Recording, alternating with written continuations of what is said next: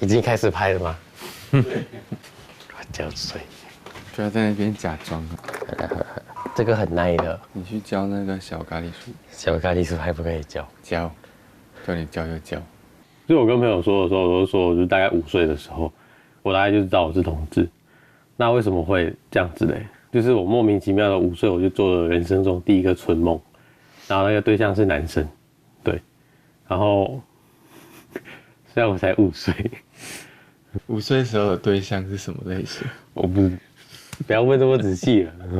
在情慾探索的過程，可能是真的，通常大家都是從小5、小6啊這個階段開始，因為可能大家開始會聊說喜歡誰，然後為了要融合進大家的這個群體，我可能就也會說哦，我喜歡哪一個女生這樣，但我心中都一直知道說我喜歡的其實是一個男生，還是要感謝過去的自己很堅強活下來，因為以前真的會還蠻常有就是想要離開的念頭，就是 reset， 因為喜歡打電動嘛，就覺得好像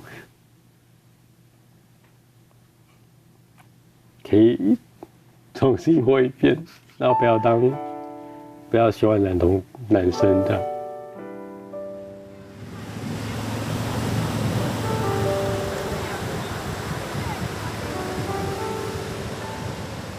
Hi, I'm Kin. I come from Malaysia and I've been staying in Taiwan for more than 10 years. Last year I got married with my husband, and this is something that I could not have imagined when I was a kid.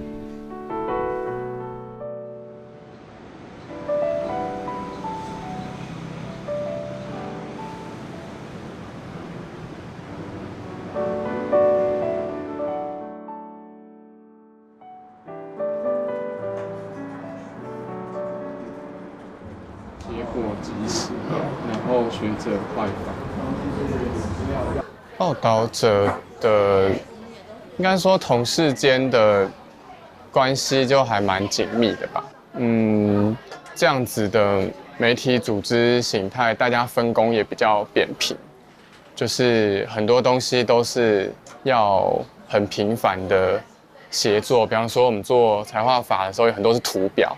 那你圖表怎麼呈現，就要跟資料記者，然後跟設計師，然後有的時候要回頭再諮詢學者的意見，所以要透過文字記者。然後我在做影音的時候，也要根據這些內容再去跟剛才講這些角色對，所以報者的工作氛圍就是合作蠻緊密的。我覺得知道佢係就等於財條嘅人，而當曉得按用嚟去講一條政府財政啊，同埋同法律嘅問題，去本大家知也下發生乜嘅事情咁樣。對，應該說我成長過程中，我沒有特別主動的去跟朋友或家人講，也不太知道要跟誰講了。但是後來大學之後有讓。就是身邊比較 close、比較好的朋友知道，對。那像我剛才講，就是因為研究所念藝術大學嘛，就比較妖魔鬼怪比較多，大家也都比較自由自在的在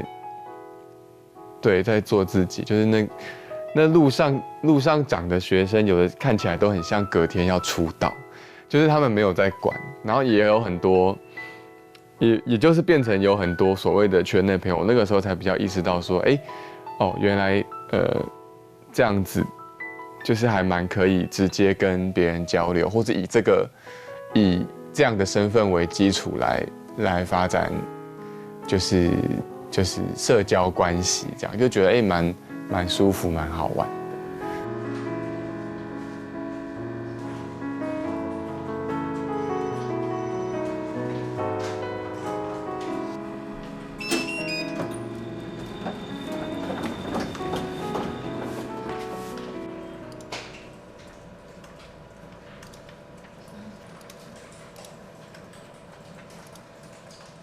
我們部門主要是做對外倡議，像我負責的就是社群這一塊，我們就是捍衛人權的組織嘛，比如說像是推動平等與反歧視之類的，然他們就會辦相關的活動這樣。那我的角色會比較是偏向協助大家，大家可能會把材料交給我進行料理這樣，我就會把它們變成適合宣傳出去的素材這樣。我覺得 King 很棒，就是我要觉得分享这個，我剛才特別拿出來，就是那時候我們給他就是海報，然後只有上半部是他設計的，然後他為了就是因應到玻璃心這個主題，就還特別自己設計了這個，然後跟我們說，就是大家可以撕下來，然後寫一些對玻璃心的一些加油的話在後面。就是我覺得他有時候不只是幫我們完成海報這件事情，甚至也會加入一些小小事，讓這個活動更完美。更吸引大众，謝謝 King， 很棒。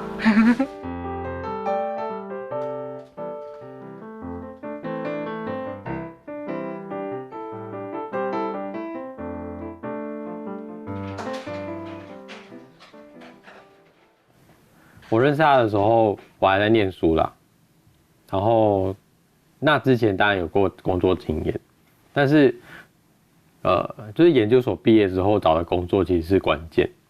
就是對我來說，我們很多的經驗都是從工作上來的，所以第一份工作很重要，它有點像是會決定了你未來的機遇。主要是因為我多少會覺得說，如果他是那個家裡不賺錢的那一個，就是他在媒體業工作，那媒體業就是不賺錢嘛。那如果我要去，不會賺大錢，對，不會賺大錢。那我還是有在賺錢，我是不是就是要去做一些更能夠賺錢的職業？這樣，你有想過這樣子嗎？有啊，我當初有投了不少可能比較商業環境的，然後也有實際的去一些這樣子的環境工作這樣。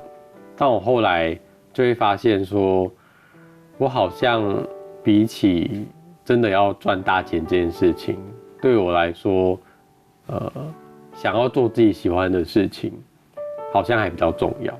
我覺得我們都是比較重視意義感，就是對於手上在做的事情有沒有自己的意義和成就跟學習，我覺得這是比較 care。那假如你剛好是這樣子的人，好，那很遺憾的就是也不是說出現一個比較賺錢或者是比較怎麼樣的工作，你就可以義無反顧的，然後馬上就轉換過去，因為它不見得會提供你在NGO 工作、媒體工作裡面，原本你所喜歡的那個狀態的自己。因為我們家辦那個人權影展活動，那一開始會有這個文化部要求的電影的基本介紹，像它是輔導級啊，放映多久，然後用什麼語言這樣子。然後每個電影呢都會推廣，就是大家一起做臉書行動。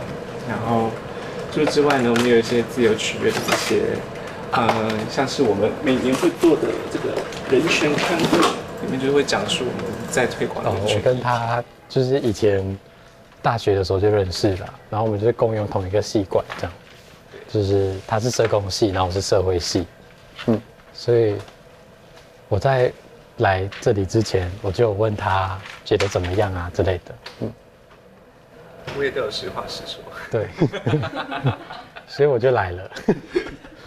就我所知，彥丞是在報道者工作，所以我覺得在做社會議題上面，King 跟彥丞應該是有很多的。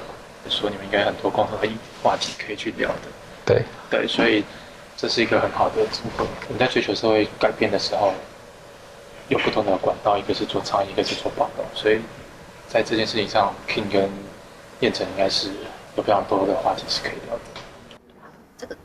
這個嗎？對，可以先看一下。從政府財政嘅問題來講，我潛到當了解一個問題嘅人咧，其實唔係按簡單，故所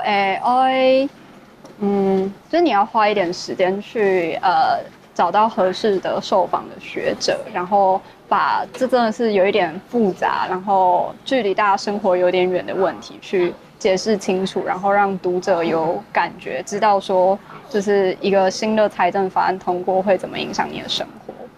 但我覺得彥丞很擅長，就是把一個很複雜的問題解釋得很清楚。沒有，都是從他採訪所得的核心再來做轉移，這樣。簡單來說，文字報道通常比較長篇，然後會比較複雜，但是也比較完整，但也比較完整。然後，所以我們也是一個互相輔助的關係。他可以再萃取這些核心的內容，把它轉譯成更好懂的版本，更簡短，對，去蕪存菁啦。沒有無啦。電腦比之前難講，可能抽長。因為佢懂認真，故所懂到事情就我做到懂好。就係有一擺蔡亞夫權係星期六，蔡亞夫權參加法通，佢就順晒來辦公室想要拿東西，結果就看到佢都給訪問做訪問，就是很認真，就是假日的時候還會出現在辦公室，因為要配合給受訪者的時間安尼。就我們自己這樣講有點不好意思，但我們的確也真的是高學歷。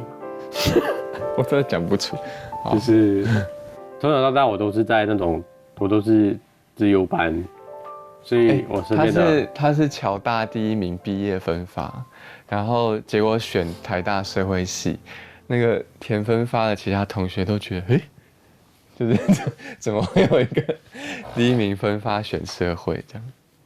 反正我身邊的朋友都是功成名就啦，他們可以說都是賺大錢了。至少跟我們相比，我們對於物質方面的需求沒有那麼高，以至於我們不會有過度的追求，所以我們可以選擇更自由的選擇去做自己喜歡做的事情。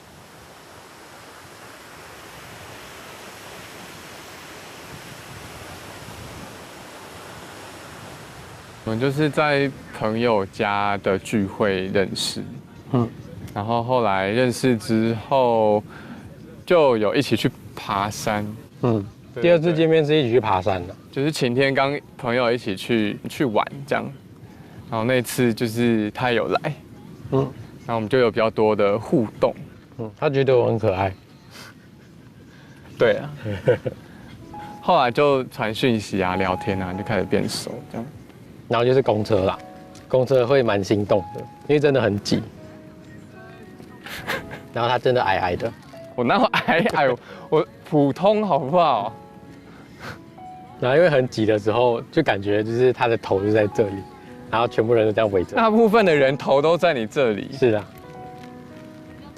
然後我就護住他，就是他又比較高，所以他就有一種這樣子把你護住的感覺。你就覺得有一個戀愛感，這樣。我覺得是整個爬山的過程，我就會覺得這個人特別關注我了，因為我沒有特別關注你。他有，他不承認。不是因為你是新朋友嗎？在場也有另一個不認識的人，但你沒有關注他，因為他就會一直拍我的照片，然後都拍得很醜，然後還拿給我看，就說這樣是不是很可愛，很可愛？是有人在拍，我就幫忙一起拍這樣子哦。然後他過程中，因為我那天穿夾腳拖。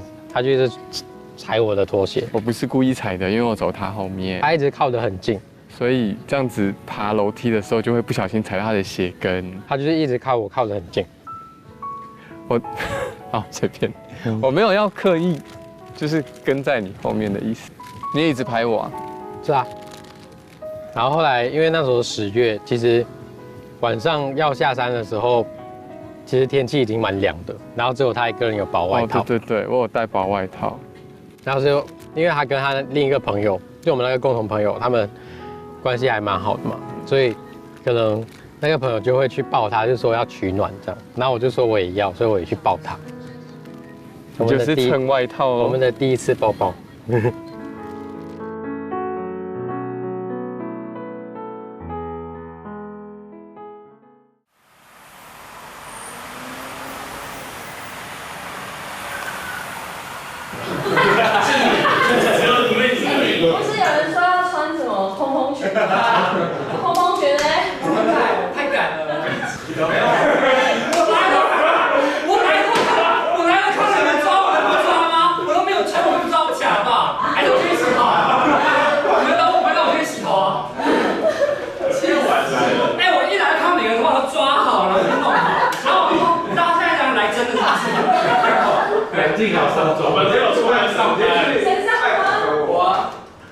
上妝哎，我中文都化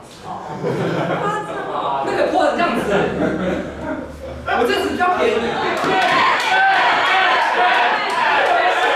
宜。好像是從去年的冬天開始的，這樣是多久？半年多。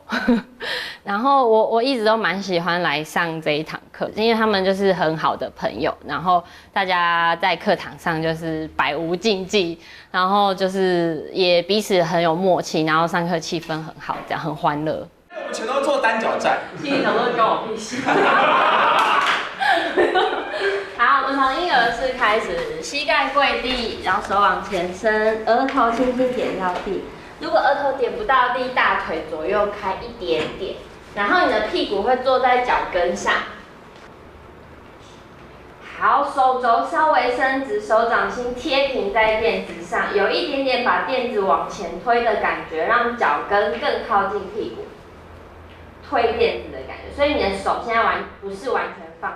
梁靜是攝影師，這裡其實是梁靜的工作室，他原本住這裡，然後也在這邊當棚，然後他有找我們來拍就是雙人照，算自己的作品嘛，對，然後後來就覺得我們很像，然後就我跟他同月同日生嘛，然後我們就有很多奇妙的共通點，後來我們就常常跟靜，然後還有王旭，就是她男朋友，我們就常常一起出去玩，反正就到處連啦，就是大家原本就是朋友的朋友，然後所以就對，然後就湊成。好，可以的話，腳伸直變成這樣子，練習大腿內側。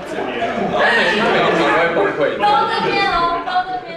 我覺得瑜伽是一個，其實你都在面對自己，但是大家可以一起面對自己，就可以靜下來。因為我覺得我們很多人的工作其實都跟媒體藝術壓力很大。其實你每天都在接收很多資訊。對，很容易焦慮，然後緊張。那瑜伽是可以好好的享受在當下。我覺得我們除了同志身份，其實在這方面有很多的連接，所以大家會一起用這個空間去抒發、放鬆。其實我很常在這種工作都很常有臨時嘛，然後就是時效壓力下要完成的東西，然後我都很常在要上課前半小時，非常的掙扎，想說今天很想要翹掉這一堂，然後最後。就想說沒關係，算了，先不要管，還是硬來。後來都覺得，這樣心情比較好。好，來預備，吸氣預備，吐氣下3，吸氣回來中間，吐氣4，吸，吐氣5，吸，吐氣6，好，停留。OK， 準備畫圈，腳先放低一點點，吸氣往上半圈，吐氣往後半圈，大圈一點，吸氣2，吐，吸氣3，吐，吸氣4，吐，保持骨盆往前頂，吐，吸氣5，吐，吐氣6，停留，大腿整個夾緊5、4、3、2、1，好，打開氣。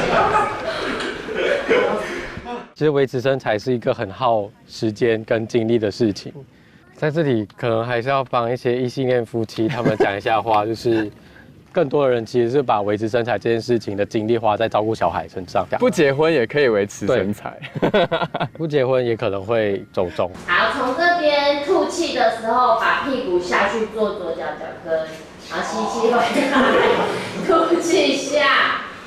吐，好，最後一個吐，在這裡停留。這是我第一次帶男同志，因為我原本就是在一般就是商業小教室教課，然後所以大部分會來上這樣子電商類型課程的人都是女生居多，然後年齡層也會稍微長一點點這樣，對，因為年輕一點的可能就會直接去健身房，對對，所以。這一個班真的是蠻特別的，那你後拍一下。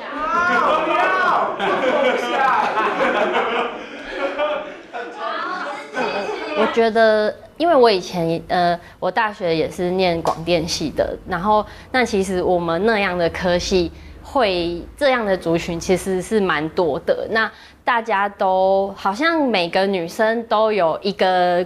閨蜜、同志、好朋友這樣的感覺，對，那所以其實大家都很自然，就是我有一個這樣的朋友，那你也有一個這樣的朋友，然後我們一起聊聊這樣的事情，就是不會覺得特別突兀這樣。現在只會遇到就是哎姐妹，我早就你試了，大概这种，就已经不可能是那种。对啊，对，没有錯。现在已經太外顯了，就是已經外顯到不需要去，我覺得他們應該都認得出。最後一個深吸拉長，把背挺起來離地，從肩胛到腰全部離地。肩胛到腰，屁股沒有離地，屁股沒有離地。好，試試看，保持肩胛離地，保持肩胛離地，然後下背塞回去，小山洞天嘛。試試看，肚子會很酸。5、4、3、2、1，好，休息。你不要多加一個鏡頭。手推力做起来面向我。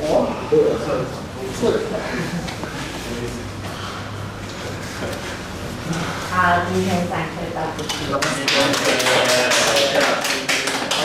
好了。我棒。不錯，看到你新的一面。今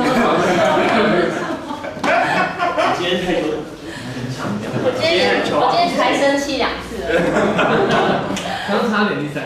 我比較常的感覺是，我其實也沒有在打，但是異性戀會過來，覺得說，哎，你們是同志會不會怎樣？就會有一些很教條的提問或想法或話題。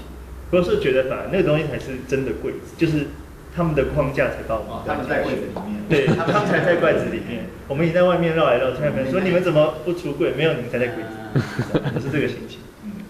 我們上個周末去熱線的晚會，它其中就有一個互動環節是請大家猜，就是有一個 Q&A 啦。大概是1998年那時候的男同志撥打熱線，主要是為了什麼目的？最常問的問題是什麼？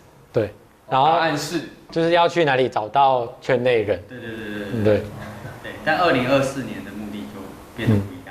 到2024年，大家的目的就是变成就是孤單寂寞，想要找人聊。所以就是都可以看到這個演變，就以前可能在一個很封閉的環境，大家也不願，也就是出櫃的風險很高，就無法讓身邊的人知道，所以以至於大家很難找到圈內的朋友這樣。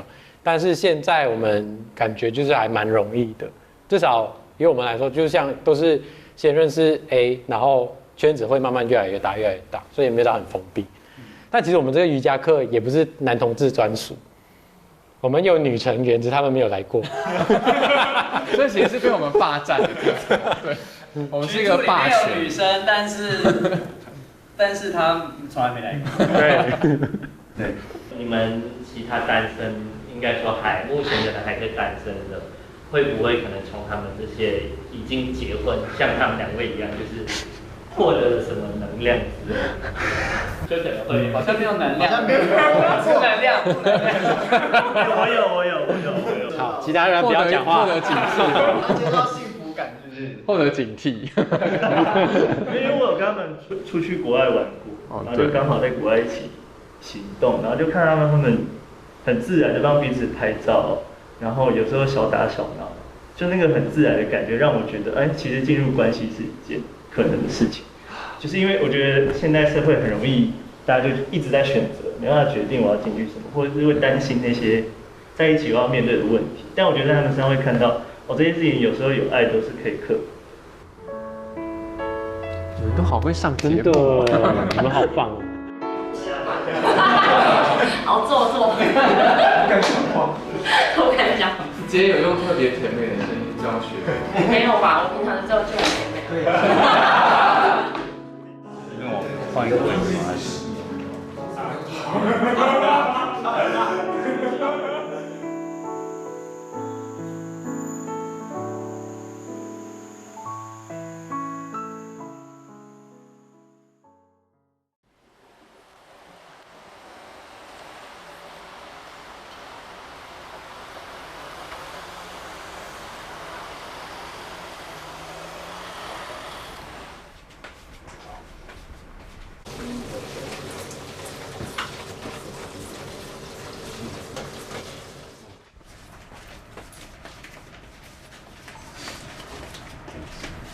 就在那邊假裝呀，已經開始拍了。對。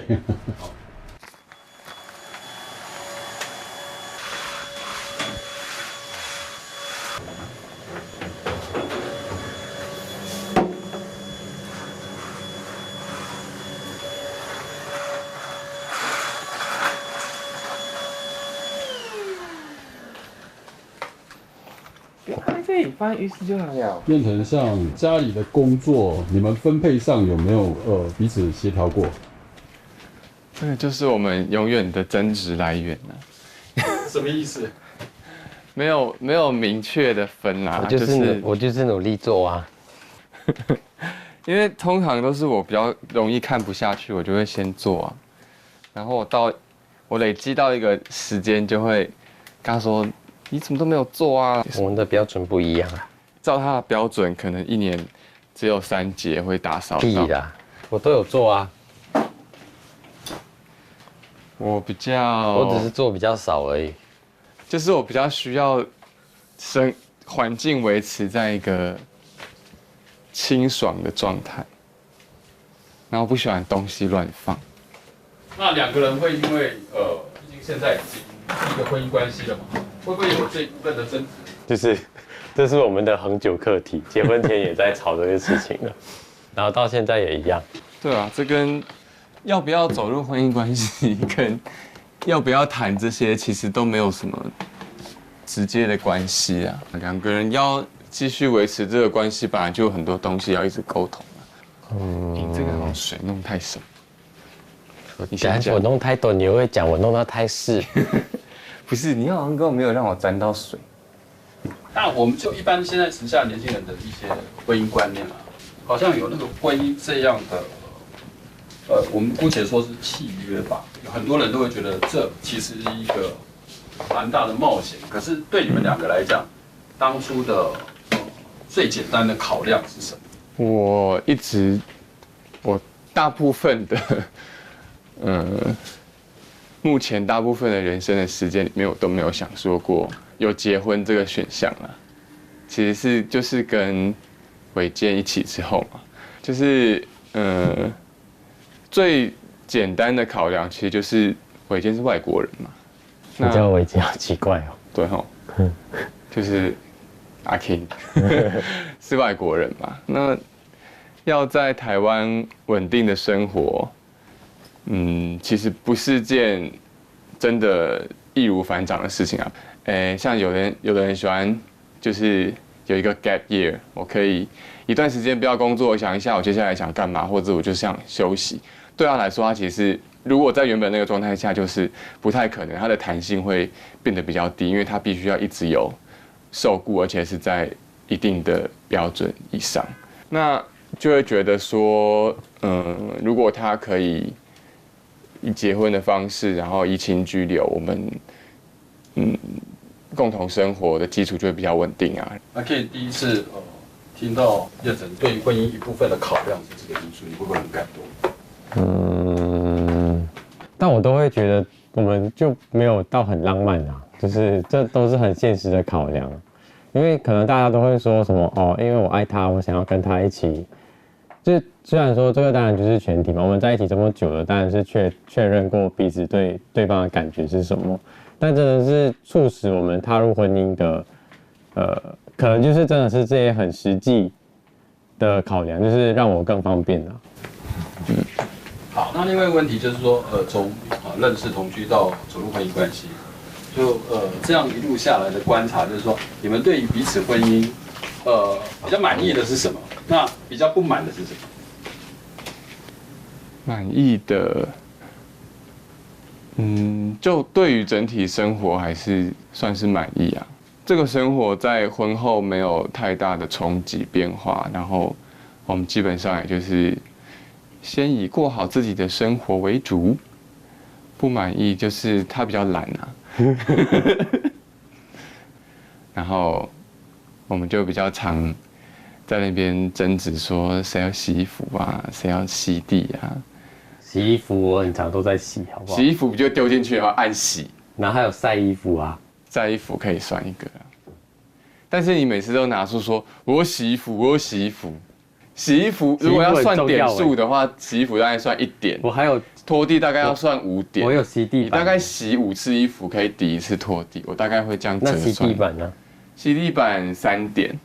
對啊，我現在每周都有洗1次。屁，昨天是我洗的。因為昨天你洗了啊。你看，就是會這樣。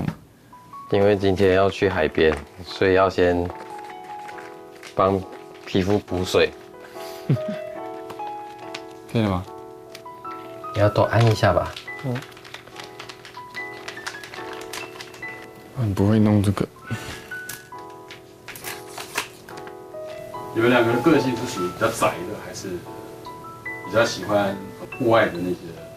我覺得比較宅，應該說需要很多時間自己恢復能量。可是其實也會想要戶外活動。對，就是當然沒有像那種 outdoor 咖那麼，就是隨時隨地都在準備往外跑，但中間吧。會希望有一天至少可以完整的在家。對，可能有一天跟朋友出去玩，然後另外一天就在家休息做家務。我要自拍一下現在這個畫面，好荒謬。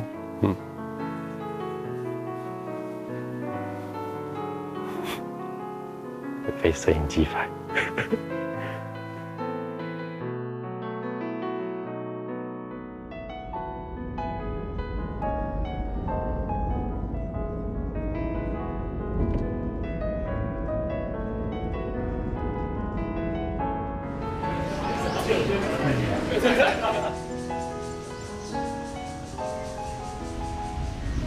像那塊雲過來，不是就會下雨。所以我們要放太靠近了。我覺得，因為我們工作的性質是會讓我們一直處在跟工作很難脫離關係。就是明明是下班時間，但是一定會一直想要工作。其實跟做企劃很像啊，就是你常常隨時都在想嘛，你不一定你常不是下班然後就腦袋就停止運轉。有的時候就會覺得，哎，工作跟生活幾乎是已經互相滲透這樣。我覺得我們的工作生活模式就是有點像，平常就是努力工作，然後把假跟可能存一些錢留起來，然後隔一段時間我們就可以找一個地方出國玩，然後體驗不一樣的地方跟事情。唯有就是請一個比較長的假期，讓我們完全脫離。我們才有機會，就是好好真的是讓自己腦袋放鬆，然後好好的就是過我們兩個人的世界這樣。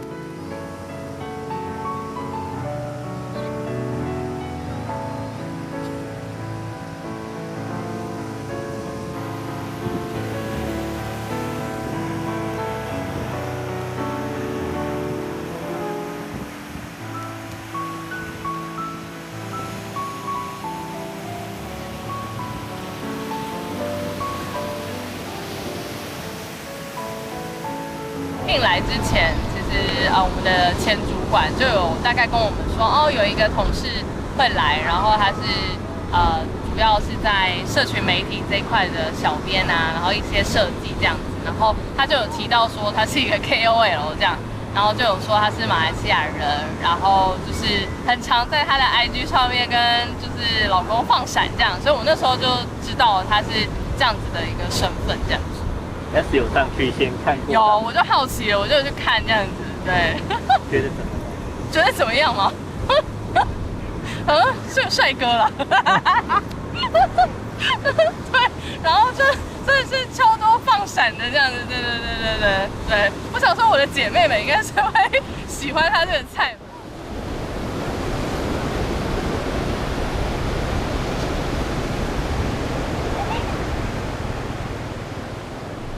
這種還有一個小小的，對啊，但是這個有，這些都是白浪花啦，就是今天真的只抽到白浪花。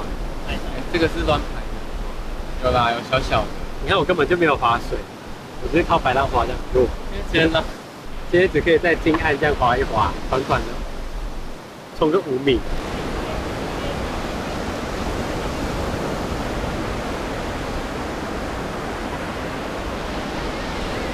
我根本出不去。很累，今天大部分時間都在跟海浪搏鬥。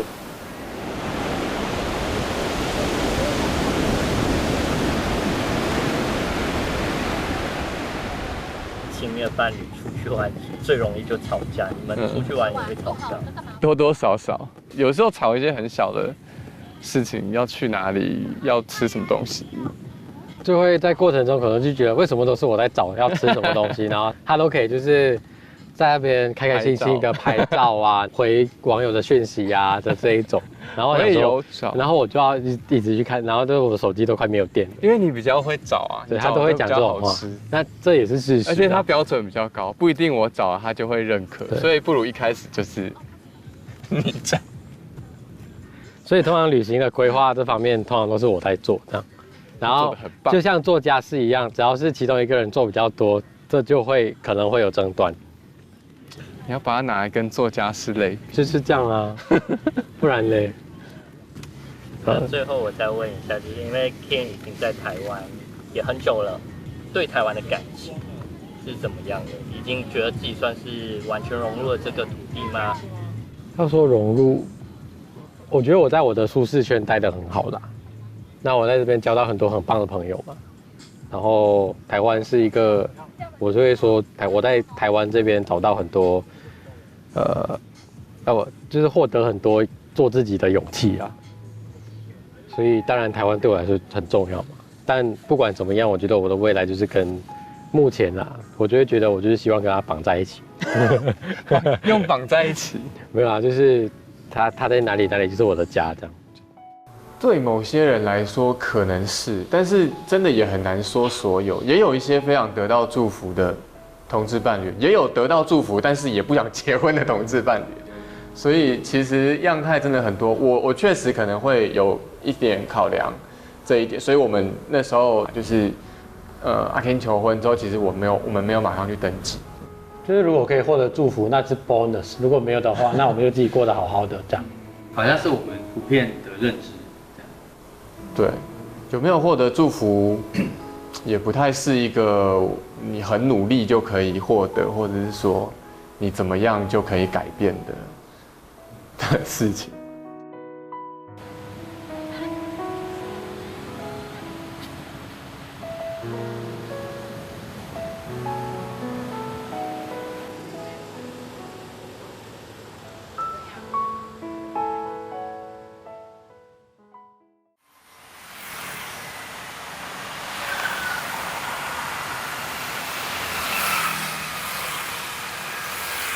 哈羅，那我应该要擁抱一下吧？平常本來就沒有。戲精。好，往裡面。我會加戲耶。那你們這幾天的schedule是怎樣？明天回去看媽媽。然後禮拜天。要去嗎？你要不要跟我們去？我明天早上還要去整腳。所以你明天要來台北？那你明天來得及嗎？應該說，我成長過程中，我沒有特別主動的去跟朋友或家人講，也不太知道要跟誰講。但是後來大學之後，有讓就是身邊比較 close、比較好的朋友知道。那我們有很多節目好嗎？那先恭喜你們！好，謝謝。這個真的是祝福啊，還有這個祝福啊。打擾一下大家吃飯一下，那個彥丞和特意跟我們介紹一下，這是什麼樣的聚會，然後這3位是。這是我阿姨，我小阿姨，然後我二阿姨，然後我表哥、我表弟，我們是之前就認識 King 了嗎？對呀，好多年了，好多年了。对呀，基本上我們家庭聚會，他都有參加。對。然後我爸爸那時候還在，我爸去年去世了嘛。就是他會到家裡頭啊，就是陪他們啊，一起吃飯、年夜飯啊，很多就是這個節日都去參加，我們都當作是自己家裡人啊，在那個時候，他們還沒結婚，大馬同學，對，我們都叫他大馬同學。那時候疫情期間嘛，所以他過年也沒辦法回馬來西亞。然後他就說他除夕在台北吃便利商店，對的。然後我們家的人就會覺得說，怎麼會有這種事？對，然後我阿嬤就說，叫他初一來吃飯這樣子。对，後來就初一、初二都來吃飯。對，連續來3年以後，我們就差不多有感覺。啊，連續來3年之後，我跟我哥就開始洗腦我媽，就說這件事情不是你想象的這樣。他們結婚，我們是從網上面知道的。對，是因為他 YouTube 上面。然后我就跟他们说，我要跟你们宣布一件会改变你们人生的事。他们还以为有这麼嚴重？大家都忙得要死的時候，突然他說了一個這個，每個人都停下來了。對，我還跟我的病人說，先不要進來，我現在有一件很重要的事。剛好那一年我跟家人出櫃，然後講跟阿 King 我們交往，然後其實我們那時候訂婚這樣。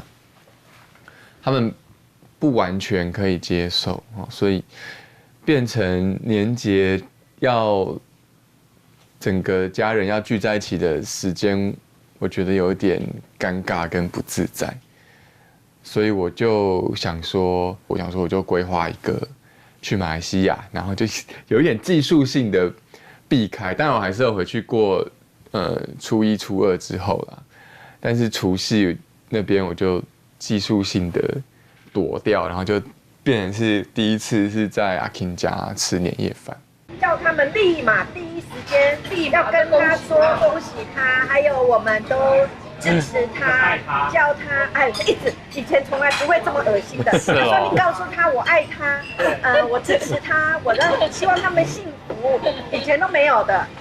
我阿姨就有說，之後也想要約我跟阿 King 一起吃個飯，然後有點說恭喜我們這樣子啊，然後就看你們家，對，就帶阿姨來看一下我現在住的地方，然後後來他有給我一個紅包，對，是我們第一次從長輩獲得紅包。King 的媽媽都怎麼稱呼？他不會稱呼我，他就是叫我。對，但是他跟他講的話就會講說那個朋友，那個誰呀？那個誰呀？他嘞？他那個誰？我媽講話就不經大腦了，對吧？她就是想要什麼，就是她對於這件事的認知，其實跟很傳統保守的人一樣，所以她就會覺得哦，她可能之前就是跟我視訊，她就說你會得艾滋啊，那她有點就是，哎呀，反正我媽講話就是很難聽啊。就是我媽不會好像說不認我這個孩子啊之類的，但是她就是無法接受我的另一半是男生，就只是這樣。在馬來西亞你們應該更保守，會不會？應該是吧？對，馬來西亞更保守。對。我去家裡面的時候，其實就是我都叫她安迪啦，就是她媽媽都對我很好啦。我媽都會使喚她做事啦，就是當平常朋友或是家人來。所以你媽媽是不接受這個事情的。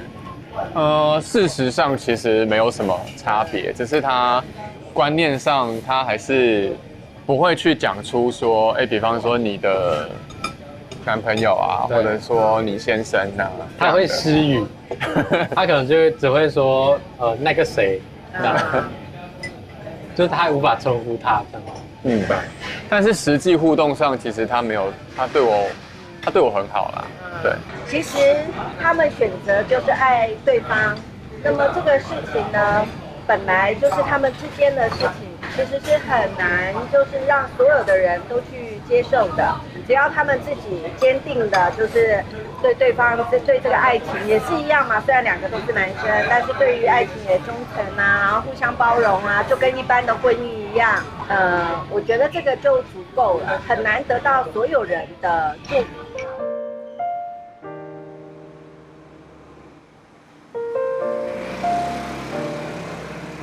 我第一次見彥丞的家人，就是去奶奶家。就是我第一次見到奶奶的時候，她就已經是身體不好的狀態了。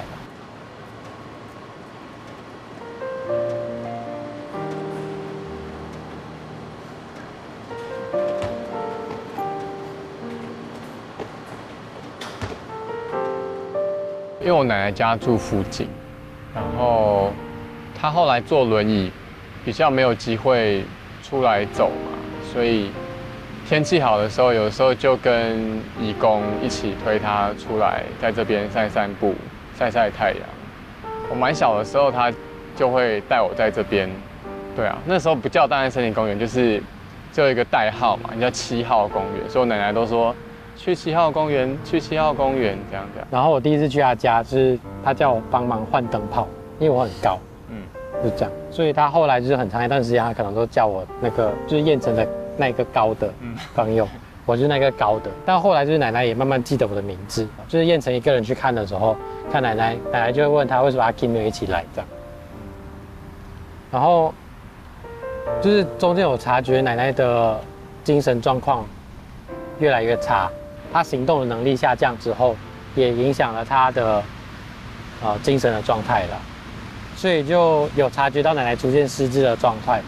所以要說跟奶奶的連結，其實我覺得我好像沒有到特別強，但是另一方面，當奶奶離開的時候，那時候其實就會很難過。因為我會覺得我跟奶奶其實講話可能也沒有超過100句，但是就是它已經變成是我跟王彥丞日常的一部分，就是我們很常就是周末就是會去看奶奶，然後那時候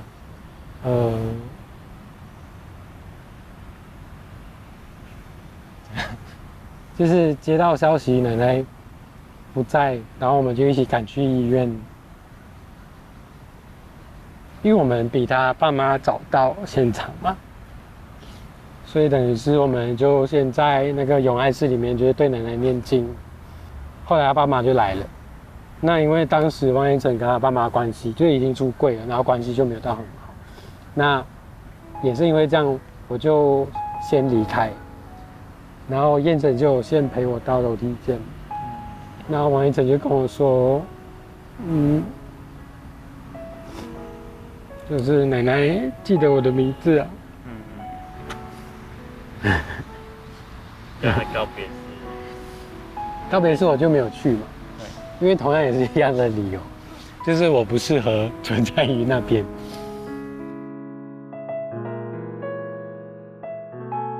從我有記憶到大概3、4歲左右吧，那時候。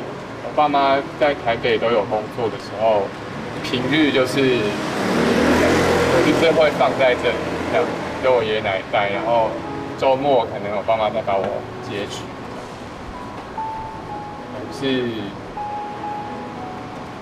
就是小時候屬於那種隔代教養。後來我們家才搬去新竹。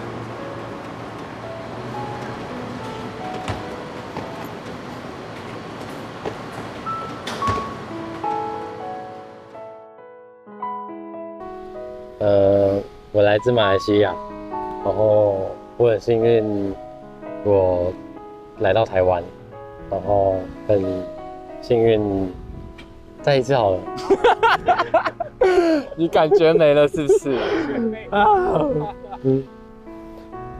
我來自馬來西亞，那我很幸運我可以來到台灣，因為我在台灣接收到很多善意，然後也遇到我的老公。那謝謝我的在這邊遇到的每一個朋友們，給我的勇氣，讓我可以做自己。謝謝大家。對。我去幫他整理房間的時候，我就覺得還蠻感觸的，因為他住的就是閣樓，好像灰姑娘閣樓，好像對，好像哈利波特或灰姑娘住的，然後一個斜頂的，有點像自己的小天地。好，但是同時在那邊理他的東西，看他那個空間，就會就是回想到他跟我說，他可能青少年這一段時間其實過得蠻灰暗的，就想象那個狀態下的一個10幾歲的男生，一定是很讓人心疼這樣。